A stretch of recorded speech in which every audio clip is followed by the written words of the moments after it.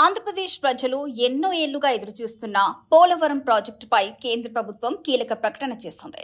Project phase 1 నిర్మాణాన్ని 2027 మార్చి నాటికి పూర్తి చేస్తామని స్పష్టం చేసింది.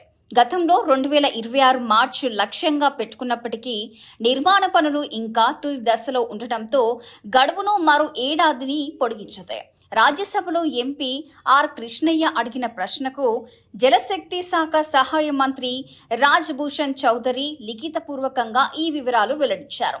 కేంద్ర సహాయం ఫేజ్ 1 వరకే పరిమితమని, అయితే సివిల్ పనులు పూర్తి స్థాయి నీటి మట్టం 45.72 మీటర్ల వరకు కొనసాగుతాయని తెలిపారు.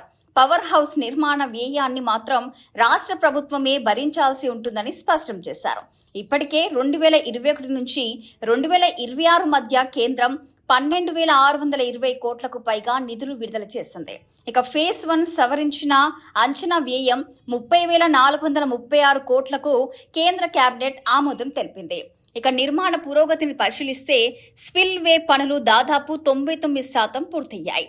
Earth cum rock field dam ప్రధాన కాలువల పనులు కూడా వేగంగా సాగుతున్నాయని కేంద్రం వెల్లడించింది.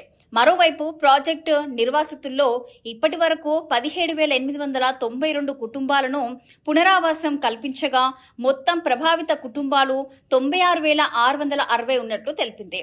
మొత్తంగా చూస్తే పోలవరం ప్రాజెక్టు నిర్మాణం చివరి దశకు చేరుకుంది. ఇక మరో ఏడాది గడువు తర్వాత 2027 మార్చి నాటికి ఫేజ్ 1 పూర్తయి ఆంధ్రప్రదేశ్కు ఎంతో కీలకమైన ఈ జాతీయ ప్రాజెక్టు ప్రజలకు అందుబాటులోకి వస్తుందనే ఆశలు మరింత బలపడ్డాయి.